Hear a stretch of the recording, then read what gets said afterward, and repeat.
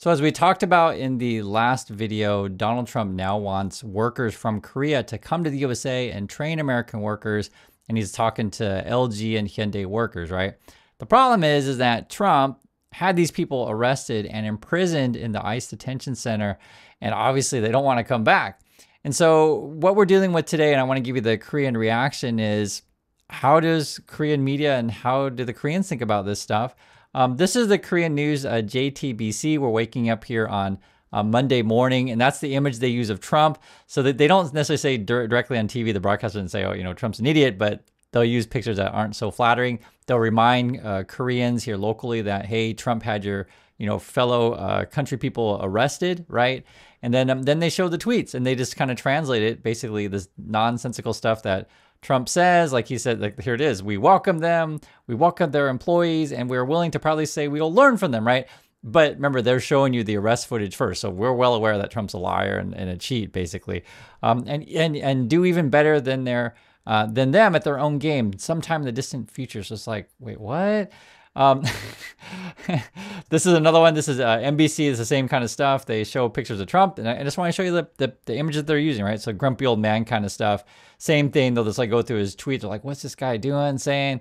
And it's so crazy. It doesn't even feel real, to be honest, because it's so asinine, right? And they're highlighting here, I don't want to frighten off or disincentivize investment into America by outside countries or companies. We welcome them. We welcome their employees, blah, blah, blah. A couple things that stood out for Koreans, though. Now, remember, honor is a really big thing in Asia, especially Korea, of course. But, you know, I could say many Asian countries, honor really matters. And this is actually a big dishonor that Trump does not necessarily name Hyundai or LG by name, or doesn't mention Korea by name. So that's definitely, people notice this stuff, right? And remember also in the last video I mentioned that when the Americans tried to, quote, you know, apologize, or want to call it, I think the word was regret, they sent their number 2 person for the Department of State, the Landau guy. So they didn't send Rubio or someone bigger, right? This stuff matters. And it's interesting because I was telling you guys before, and this is the Trump tweet, I was telling you before that Trump's like a, you know, abusive husband or boyfriend, is always, you know, basically hitting you, whatever. And then you leave, and then he's like, oh, baby, come back. I promise it'll be different this time. Keisha actually has a different point of view. Let me read it. A member of our community says, analogy should be of not just abusive husband or boyfriend, but a serial child molester who is saying, quote, sorry about the last time, but please bring back your kids to me. And it's, I know, it's sad, it's sick, it's funny. And we're talking about, again, the American presidency. It's like, I've never seen anything like this in my lifetime. This is coming from Theo. Theo says, not gonna lie, it was weird watching the Georgia Tech versus Clemson college football game, as Hyundai is the sponsor of the stadium. All I kept wondering is, how long is that going to last? And that was actually a really good point. So this is Georgia Tech. That's the football team, right? Georgia Tech, and they were, I don't know who they're playing, Clemson. And there's Hyundai right on the field. They are the sponsorship of the field, right? You can see it right there, the Hyundai logo. And it's like, you know, and guys, I grew up in Oregon. If you don't know, Nike's from Oregon. They're headquartered in Beaverton, and they're a big part of the Oregon Ducks, right? University of Oregon. And I just couldn't imagine if people started trashing and, you know, having people arrested at Nike. If, like, imagine, you know, the Portland mayor, like, you know what, I'm going to go arrest everyone at Nike. Like, it would just be such a bizarre thing, because this is like literally bringing money into your state and into the country, and you go and arrest these people. And not only that, like, they were like willing to come and train Americans. I think they were saying there was 8,500 jobs connected to this project. Like, the whole thing is absolutely crazy. But I mean, it's a good point to bring up, like, how integrated, say, Hyundai is in the region. Like, literally, they're on the stadium. And I went to the website too at Georgia Tech, Bobby Dodd Stadium at Hyundai Field. So Theo, thanks for bringing that one up. I actually didn't know this, but the whole thing's insane. But anyway, this is a comment coming in from Mary. Mary says, Donald Trump and his followers are crazy. Without exception, no one trusts them. And that is with a reason. These people want a civil war. That is how far these madness goes. So do not go back while Trump and his minions are still in office. Trump does not even control his crazy followers. So if his promises do not have, if his promises do not have any value, right? So the whole question was like, should the Korean workers take the deal and come back? after Trump arrested him, is like, people are like, no, which I totally understand. And that's what I said. I want to read some community thoughts. This is from Sue. Sue says, Chris, this is a dumpster fire. We have a backcrap, crazy people running America, supported by the Supreme Court. We are so screwed. The Koreans have every right to be angry and disgusted. This whole situation is so bad and horrible. If I was a foreign investor, I would think twice too. Yeah, absolutely. Here's another person. Here's from Jocelyn again. And normally, you know, when we have these discussions, you would think Americans would be encouraging foreign companies and, you know, foreign engineers to come and train workers. Like you want to build partnerships. You want to build bridges. Trump's all about burning down bridges. And this is actually, this whole situation is important because remember, Trump is basically promising he's going to bring everyone, you know, factory jobs. You're all going to be rich, etc. But like literally, you're having people arrested at the factory who are training Americans to finish this thing. The whole thing is crazy. Do not go back to America. You cannot trust Trump. Cut your losses and leave. An abuser never stop abusing the victim. And this is one of the challenges for Korean companies is they got a lot of money in USA. You know, you've been doing this. This is not something you can just do overnight, right? It takes a lot of negotiation, planning. You pick a site. And you're actually on the final touches of the plant in Georgia, so it's kind of tough. And that's why I was saying before, like I'm right there with you guys that, you know, Koreans have every right to be pissed off.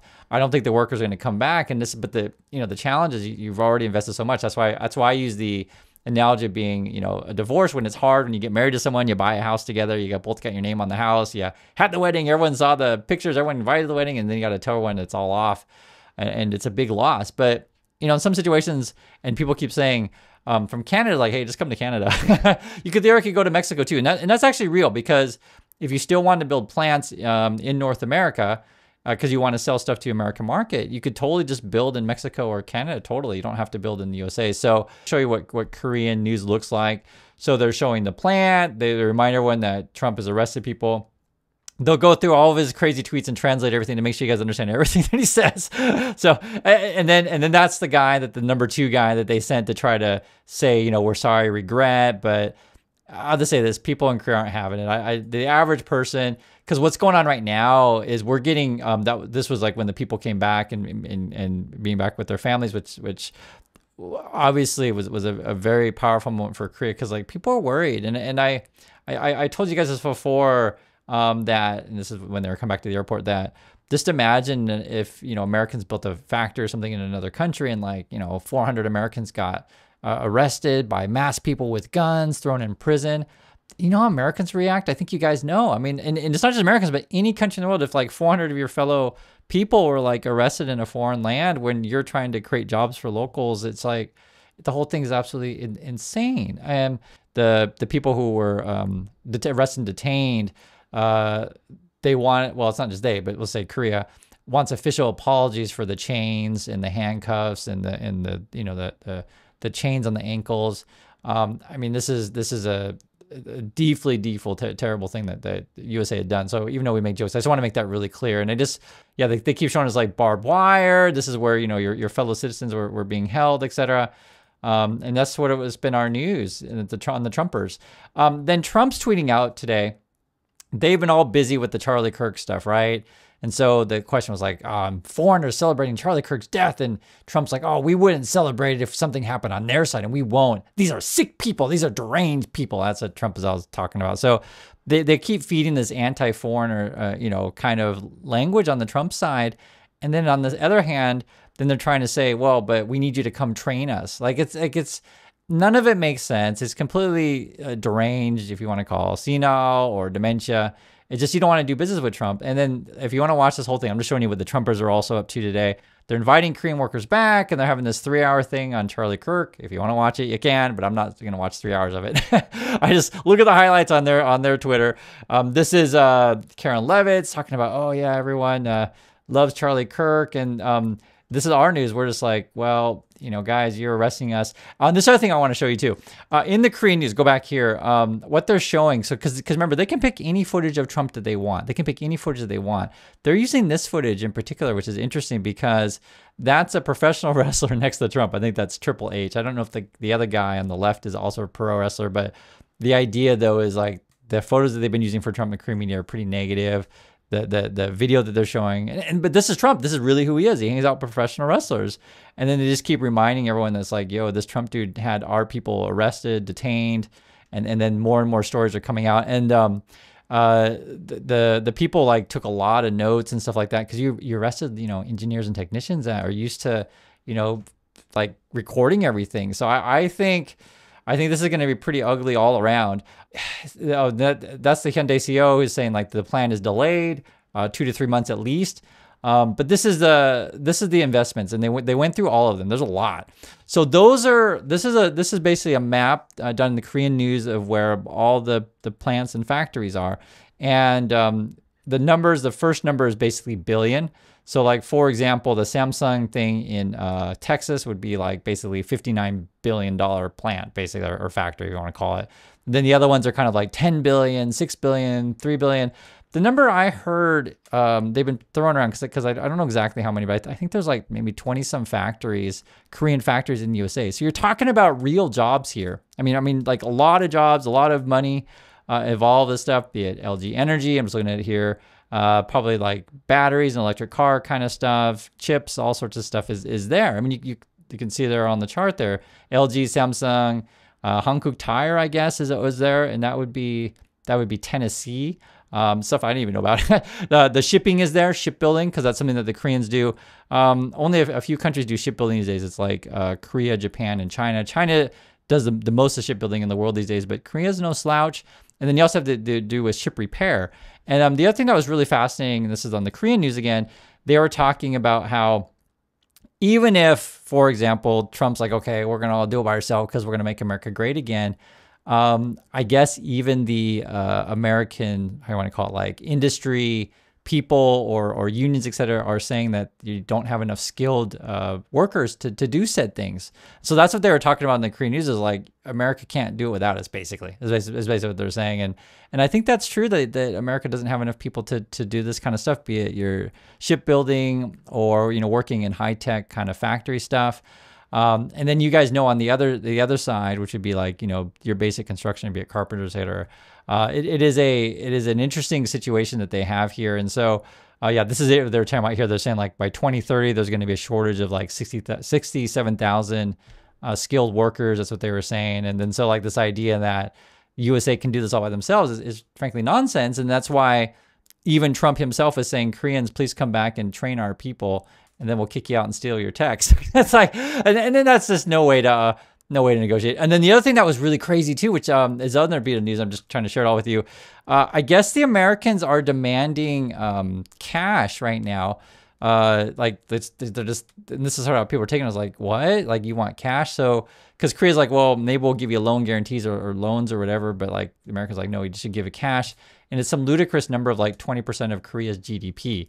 And yes, you heard that right. It's like 20% of Korea's GDP. It's a ludicrous number. I think it's like 350 billion or something like that. The number keeps changing, but that was the news today. There was like, they were trying to extort us for cash. Trust me, guys. It's like, it's stressful. It's ridiculous at the same time. You know, it's can you keep a straight face when like how stupid these Trumpers are. Now, here's some comments from Korea. These are Koreans commenting now, and I wanted to share what they have to say. I'll tell you, if you pay 500 trillion, well, this would be billion, I think, that way after you convert it, won in tuition, where in the world is there a free lunch? They're trying to eat it raw. Dang it, right? Here's another person. Let's withdraw the investment. It would be better just to use that money to support domestic companies, right? So people are just like, just get your money out of USA.